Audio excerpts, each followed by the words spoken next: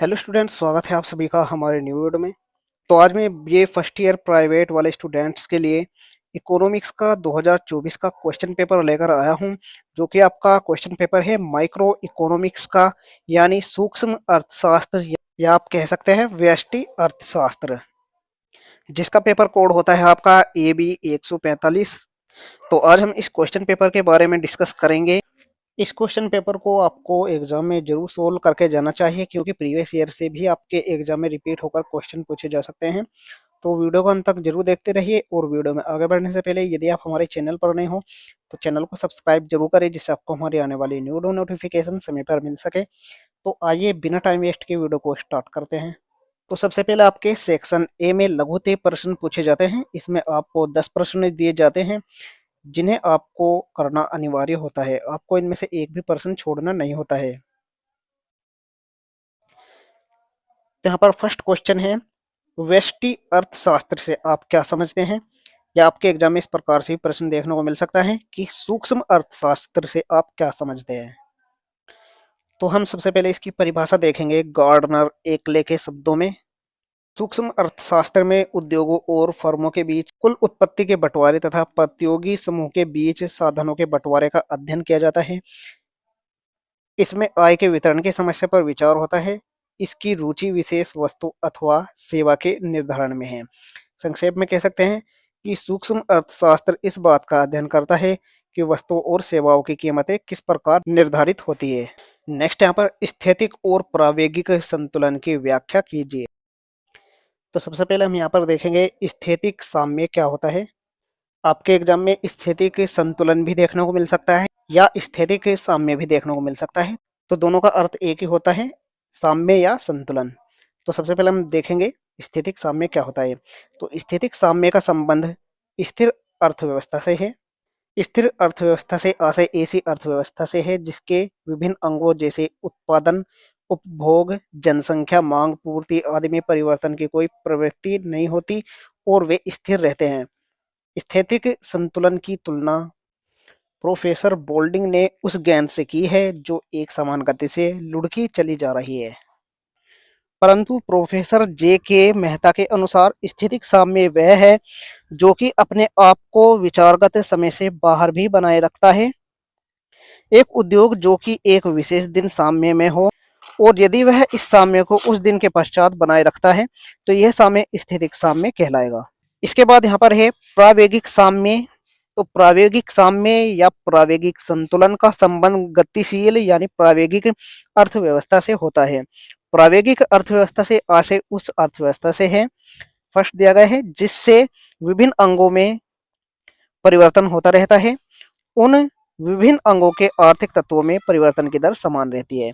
Professor Boulding के शब्दों में कालांतर में कोई अर्थव्यवस्था उस समय प्रावेगिक साम्य स्थिति में होती है जब इसके आवश्यक तत्वों में होने वाले परिवर्तनों की दरें समान होती है।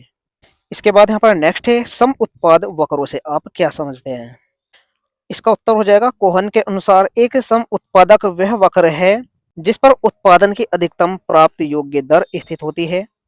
प्रोफेसर बी स्टेड के अनुसार सम उत्पाद रेखा दो साधनों में उन समस्त संभावित सहयोगों को बताते हैं जिसमें समान कुल उत्पादन प्राप्त होता है। नेक्स्ट क्वेश्चन है उपयोगिता का क्या अर्थ है। इसका आंसर हो जाएगा अर्थशास्त्र में उपयोगिता शब्द का अभिप्राय किसी पदार्थ के उपभोग से मिलने वाली संतुष्टि से है।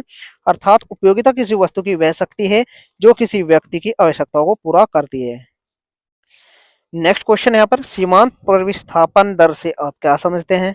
इसका उत्तर हो जाएगा परिभाषा के रूप में हम कह सकते हैं कि साधन x की साधन y के लिए सीमांत प्रतिस्थापन दर का अर्थ है कि साधन x की एक अतिरिक्त इकाई को प्रयोग करके साधन y की कितनी इकाइयों का त्याग किया जाएगा जिससे कि उत्पादन मात्रा समान रहे। यहाँ पर मैंने आपके लिए एक उदाहरण लिया है, आप इस उदाहरण से अच्छी तरह से समझ सकते हैं। यदि किसी व्यक्ति के पास 6 केले हैं जिनमें से वह 4 केलों को 3 सेबों से बदल सकता है, लेकिन संतुष्टि के समान स्तर का आनंद ले सकता है, तो सीमांत उपयोगिता की दर 4 केले अनुपात 3 सेब मानी जा सकती है। अगला प्रश्न है लाभ अधिकतमीकरण की विवेचना कीजिए। इसका उत्तर हो जाएगा लाभ अधिकतमीकरण का मतलब है किसी कारोबार में लागत कम करके सबसे ज्यादा मुनाफा कमाना। यह एक रणनीति है जिससे किसी कारोबार को कम इनपुट में ज्यादा रिटर्न मिलता है। अगला प्रश्न है यहाँ पर, लगान को परिभाषित कीजिए। इसका उत्तर हो जाएगा, अर्थशास्त्र में लगान शब्द का प्रयोग एक विशिष्ट अर्थ में होता है। अर्थशास्त्र के अनुसार लगान का अभिप्राय केवल उस भुगतान से है जो भूमि या अन्य प्रकृति दत्त उपहारों के प्रयोग के बदले में उनके स्वामियों को दिया जाता है। इस प्रकार राष्ट्रीय आय का वह भाग जो भूमिपतियों को भूमि के प्रयोग के बदले में प्राप्त होता है, लगान कहा जाता है। अगला प्रश्न है यहाँ पर, श्रम बाजार की व्याख्या कीजिए। इसका उत्तर हो जाएगा, श्रम बाजार जिसे नौकरी बाजार के रूप में भी जाना जाता है, आपूर्ति और श्रम मांग से संबंधित है, जिसमें आपूर्ति श्रमिकों द्वारा प्रदान की जाती है और मांग नियोक्ताओं द्वारा की जाती है। यह किसी भी अर्थव्यवस्था का एक महत्वपूर्ण घटक है और वित्त, वस्तुओं और सेवाओं के बाजारों से निकटता से जुड़ा हुआ है। अगला प्रश्न है, धनात्मक अर्थशास्त्र क्या है। आपके एग्जाम में सकारात्मक अर्थशास्त्र भी देखने को मिल सकता है कि सकारात्मक अर्थशास्त्र क्या है, तो इसकी परिभाषा आपको लिखनी है। सकारात्मक अर्थशास्त्र अर्थशास्त्र की वह शाखा है जो आर्थिक घटनाओं का वर्णन और व्याख्या करने से संबंधित है। यह तथ्यों और कारणों और प्रभावों के व्यवहारिक संबंधों पर ध्यान केंद्रित करता है और इसमें आर्थिक सिद्धांतों का विकास और परीक्षण शामिल है। अगला प्रश्न यहाँ पर, कीमत विभेद से आप क्या समझते हैं। इसका आंसर हो जाएगा, श्रीमती जॉन रॉबिन्सन के अनुसार एक ही वस्तु जिसका उत्पादन एक ही उत्पादक द्वारा किया जाता है तो अलग अलग ग्राहकों के हाथ अलग अलग मूल्य पर बेचने की क्रिया को मूल्य विभेद कहते हैं। स्टिगलर के अनुसार समान वस्तु के लिए दो से अधिक मूल्य वसूल करने को मूल्य विभेद कहते हैं। तो आप यहाँ पर समझ ही गए होंगे कि मूल्य विभेद किसे कहा जाता है। मूल्य विभेद उसे ही कहा जाता है जैसे आपने किसी ग्राहक को कोई वस्तु अलग कीमत पर बेच दी और किसी दूसरे ग्राहक को वही वस्तु उससे कुछ ज्यादा कीमत पर बेच दी, तो इसे ही मूल्य विभेद कहा जाता है। इसके बाद यहाँ पर सेक्शन बी, सी, डी और ई आ जाते हैं जिसमें आपके विस्तृत उत्तरीय प्रश्न देखने को मिलते हैं। प्रत्येक खंड में आपको 2 प्रश्न देखने को मिलेंगे जिनमें से आपको एक का ही उत्तर देना होता है। तो यहाँ पर सेक्शन बी आ जाता है जिसमें आपका क्वेश्चन नंबर 2 है, उपभोक्ता के साम्य की परिभाषा दीजिए। उदासीनता वक्रों की सहायता से उपभोक्ता के साम्य की शर्तों की व्याख्या कीजिए। अथवा में पूछा गया है, उपभोक्ता की बचत की अवधारणा को उपयुक्त रेखा चित्र सहित समझाइए।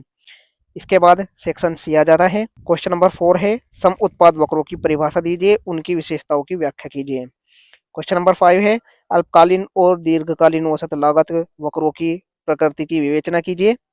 सेक्शन डी है यहाँ पर जिसमें आपका क्वेश्चन नंबर 6 है, एकाधिकार प्रतियोगिता की परिभाषा दीजिए। एकाधिकार प्रतियोगिता के अंतर्गत मूल्य व उत्पादन के निर्धारण की व्याख्या कीजिए। अथवा में पूछा गया है, पूर्ति का नियम क्या है, पूर्ति के निर्धारक तत्वों का वर्णन कीजिए। इसके बाद सेक्शन ये आ जाता है। क्वेश्चन नंबर 8 है, साधन बाजार का अर्थ बताइए और साधन की मांग और पूर्ति की व्याख्या कीजिए। अथवा में पूछा गया है, ब्याज के तरलता पसंदगी सिद्धांत का वर्णन कीजिए। तो इन सभी लॉन्ग क्वेश्चन के आंसर आप खुद से तैयार कर सकते हैं। आप मॉडल से या बुक से इनके आंसर ढूंढ सकते हैं क्योंकि इनके आंसर ज्यादा लंबे होते हैं, तो इस वीडियो में मैं इतने लंबे आंसर नहीं बता पाऊंगा। यदि आपको इनके आंसर चाहिए तो आप मुझे टेलीग्राम पर मैसेज कर सकते हैं, मैं आपको पीडीएफ अवेलेबल करा दूंगा। इस वीडियो के अंत में मैं आपको स्क्रीन पर इनमें से कुछ प्रश्नों के उत्तर दिखा दूंगा, आप वहां पर भी देख सकते हैं। आशा करता हूं आपके लिए यह वीडियो बहुत ही हेल्पफुल रहने वाली है क्योंकि इनमें से क्वेश्चन आपके इस वर्ष भी एग्जाम में रिपीट होकर पूछे जा सकते हैं। वीडियो पसंद आई तो लाइक जरूर करें, चैनल पर नए हो तो सब्सक्राइब जरूर करें जिससे आपको हमारी आने वाली न्यू नोटिफिकेशन समय पर मिल सके। मिलते हैं ऐसी ही न्यू वीडियो के साथ, तब तक के लिए बाय बाय, टेक केयर।